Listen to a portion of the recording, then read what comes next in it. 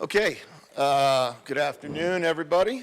Hope everyone had a nice weekend, or Sunday at least, and or if you were here at home, that you enjoyed the game on Saturday, and then had a good Sunday. So obviously, we're very excited about going into the bye week with a victory. It's always a great way to start a bye. We'll be on the practice field today, tomorrow, Wednesday. We'll go spiders today, shoulder pads tomorrow, full pads on Wednesday. We'll lift them on Thursday, and then take 2 days off before we start up again Sunday. So obviously, great challenge ahead of us with Oregon State. So we know that that's going to take a lot of our time and efforts as we get going. Looking back on the past game, I thought this past game we played as good as a team as I can remember us playing. I think we've said that a couple times this season, and it's gotten better each time. And this was certainly our best effort. After the first drive on defense, I think they had 117 or 119 yards the rest of the game. Offensively, we moved the ball 8 different times into scoring territory, 5 touchdowns, 3 field goals. We only punted twice. Both of those one was off of a sack, and one was off of a holding penalty and a false start in the same drive. So when we didn't have a negative play, we scored. And I think that's a huge part of being successful as an offense. You know, went back and really looked at our team from 7 games of a year ago to 7 games now, and I can tell you the biggest difference is the defense. Our defense is playing at an elite level. Offensively, we have 16 less explosive plays than we did a year ago. We had 89 after 7 games last year. We have 73 after 7 games this year. We have the same amount of turnovers last year and this year. But the biggest difference, obviously, is we're doing a fantastic job of having long, sustained drives. We're continuing to score over 30 points a game. And I think we're sitting there in the top 25 in total offense, 23 this year, 20 last year. But defensively is where we've made just enormous strides. Offensively a year ago, defensively this year. And we are sitting here now defensively talking in a situation where last year we were giving up 209 yards a game rushing. This year we're giving up 96 yards a game. When you look at explosives from a year ago till now, I think there's like a 27 less explosives in 7 games. Takeaways, we've taken the ball away 8 times this year. We've only took it away 3 times last year. So when you look at those type things, that's to me where the difference is. We made a big commitment saying a year ago we were going to go from where we were on offense, we needed to get really good on offense, and we committed to that last year. And I think we went from 120th to 20th, and we've remained there. We're 20th, we're 23rd in total offense this year. Now we wanted to make that same commitment in defense, and we've done that. So we got 5 more games. We got to see how good we can be. We got to see if we can earn our right for 6 games and 7 games, whatever that might be, and we're going to do everything we possibly can do to get there. So we're going to practice harder, work harder, and see how good we can be. What can you say about the collaborative effort the defensive coaches have made, especially with a guy like Coach Aquina added to the staff? I think adding Coach Aquina and Coach Richardson has been enormous for our program. Those 2 guys have done an amazing job of coaching the corners and the secondary in total, along with Coach Cecil, Coach Nansen, and Coach Kafusi. As a group, they've done a tremendous job. Now you add in Coach Hunley's role, and then you add in what all of our young guys, and I can't, they don't get enough credit, the graduate assistants and quality control coaches, and how much they commit to this as well. But the collective group of 11 that work on the defense have really done a great job with our players. They game plan together, they meet together, they really try to figure out the best way to stop an offense. I saw today that Michael Penix, Caleb, and Cam Ward have thrown 57 touchdown passes combined on only 1 against Arizona. So when you look at the way that those guys are, that we're defending the elite quarterbacks, I would say that's really based upon the work that the defensive staff has done together. After the game, you were unable to comment on it, but is there a change at quarterback moving forward? No, I think right now, being in the bye week, that as we're evaluating where we are and as a team where we've been, we're very fortunate. 2 is better than none. So we have an ability to continue to grow in that position, grow in that quarterback room, and see how good both those guys can get. I think we all saw when Jaden went out there to take a knee. That was quite a hobble out there. That wasn't a very pretty jog. So I think we really have to see how this ankle's coming along as we continue to work through what we're going to do. You guys played, as you said, maybe your best all-around game that you've had. Kind of very hard to nitpick anything that you did that day. You have time off now. How do you make sure that there's no sense of complacency that sets in, or that the guys remain sharp and focused? Yeah, well, we're not going to take too much time off for that exact reason. I mean, we believe that we're sitting in a position where we got to play good a week from Saturday. So we'll give the players 2 days off, but they were in here yesterday getting treatment. They were in here today lifting at 6 a.m., 8 a.m., 10 a.m., depending on their groups. We're practicing each day. They'll be lifting again on Thursday, and then, they can watch football on Saturday and hopefully get hungry to go play. And then when we come out Sunday in full pads, we're going to roll. And we're not going to be complacent in anything. We played, some good football as of late against some really good teams. Those are 3 top 20 teams in a row.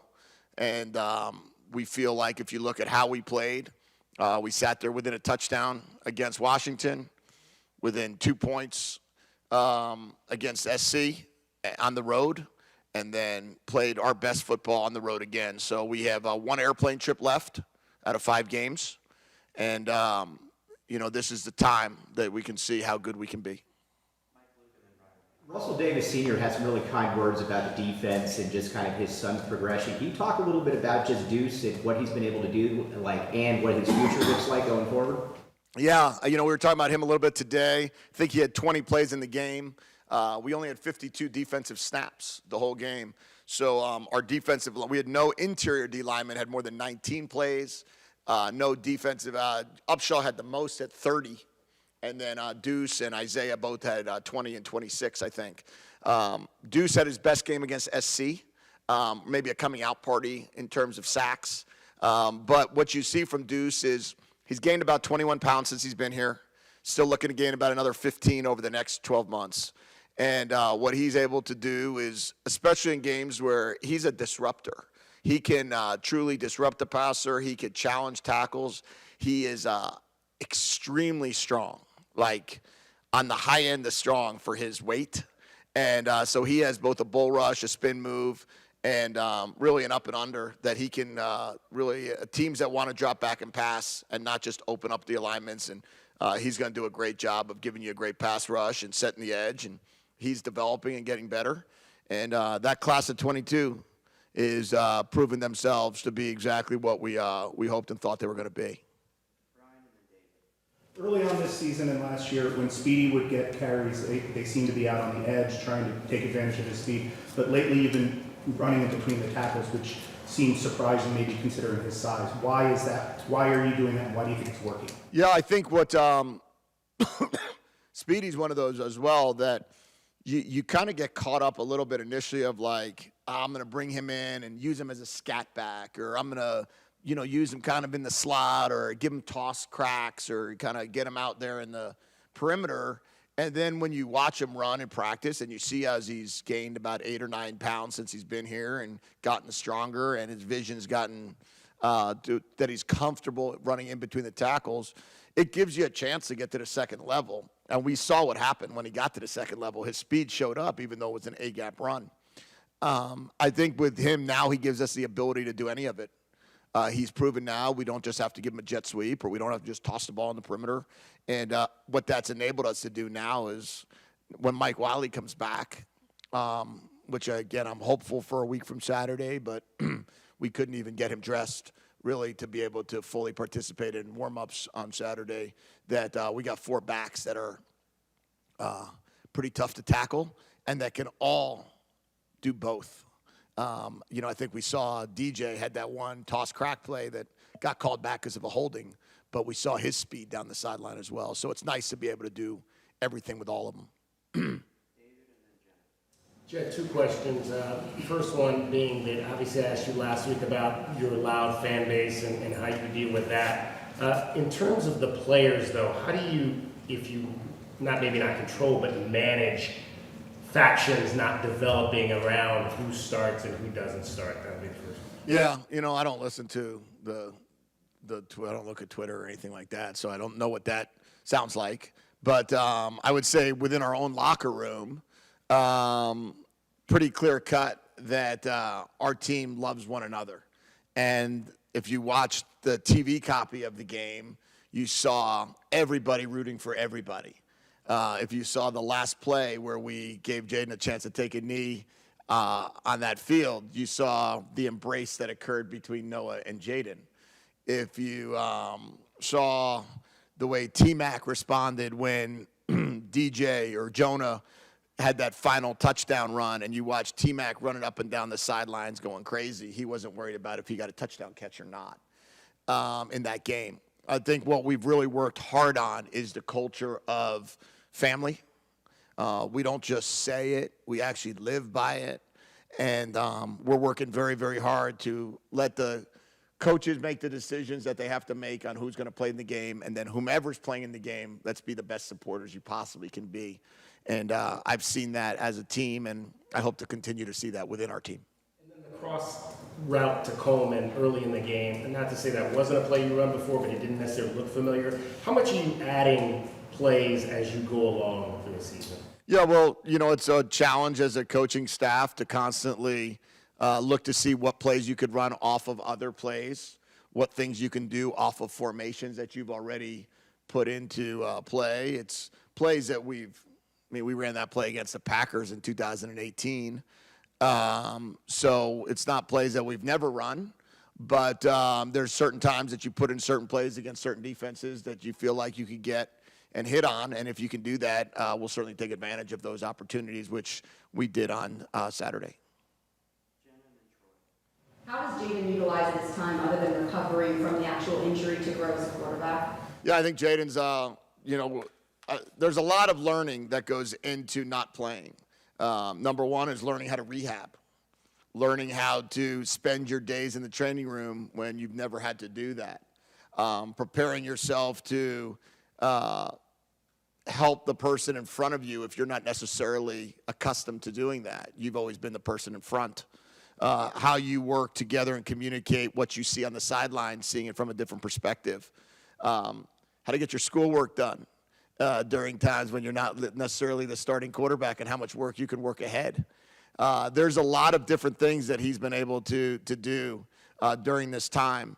And it's obviously challenging when you don't have that chance to, when you're not going out there and knowing you're the starting quarterback on every Saturday the last 3 weeks, and knowing that you're not going to go out there and start based on injury. But there's going to be, this has gone on everywhere.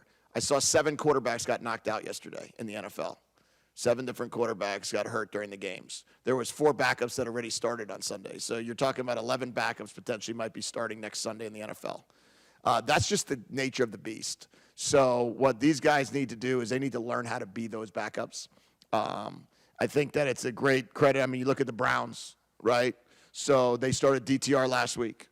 Then DTR didn't get to start this week. Deshaun still wasn't playing. Then they started PJ, and they go and beat the 49ers. So you just don't know how it's all going to work itself out. So what your job is to just learn, grow, mature, and be a great teammate.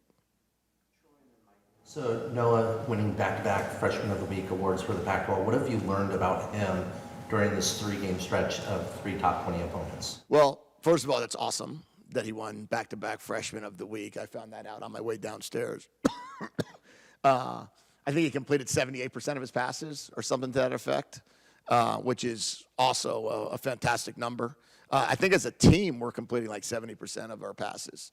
But Noah has proven what we believe Noah was when we recruited him and signed him here and brought him in. And Noah committed to us when we were 1-11, coming off of a 1-11 season. And there's a belief in one another, there's a trust in one another, and there's a growth that occurred with Noah every time he goes out there, that this kid's going to out-prepare everybody he's going to face. He's going to do an amazing job of investing time into the game of football. He's going to work extremely hard on the practice field and make practice the most important thing to him. And then in addition, he's going to just make sure all of his life is in order. So I've learned a ton from Noah. Keep watching him grow and keep seeing what a great teammate he is. The putting Jaden in to take the knee at the end of the game, was that something that was pre-planned or spur of the moment? With about 3.5 minutes left, I said to him, you want to go in and take a knee? And his face lit up. And he said, I would really appreciate it if you'd let me do that. So then I told Noah that Jaden's going to go in and take the knee. And Noah said, only if I could be the receiver in the back. So then I had to kick Cowing out to not be the receiver in the back of the take a knee. So because Noah wanted to make sure he was the first person to hug Jaden after we won the game. One more question for you. Have you guys used motion more the last 2 weeks than the first 5 weeks? And whether you have or not, what impact does that have on the defense? Yeah, I don't know what the analytics would say on that, if we have or have not. We are a motion team. Since I went to the Rams, I wasn't a huge motion team at UCLA when I was the play caller there. But when I went to the Rams, really started investing time into how motion can give your quarterback a lot of answers to the test ahead of time. And then also how you can manipulate the defense in certain ways and change the math, so to speak, in terms of how you can get better angles and better box counts and different coverages. So this offseason, we invested a lot of time in our motion game. I don't know if we necessarily early on how much we used it when we were playing NAU or UTEP or when we got behind against Mississippi State. I think we probably went a little more tempo, which is less motion. But these rest of the games, we certainly have committed to it and will continue to. What's your plan for recruiting this week? And I know you can't talk about certain prospects, but what do you just think about just the makeup of the upcoming class? Yeah, Thursday and Friday, the coaches will all be out across the country. We got to enter into Big 12 country here. So we'll have some guys entering into Big 12 country on Thursday and Friday. And then others will stay out here on the West Coast. And I'll be out on the West Coast and then in Tucson on Friday. You can see me at a high school game on Friday night in Tucson. All right, that's our time. Thank you. Thanks, guys.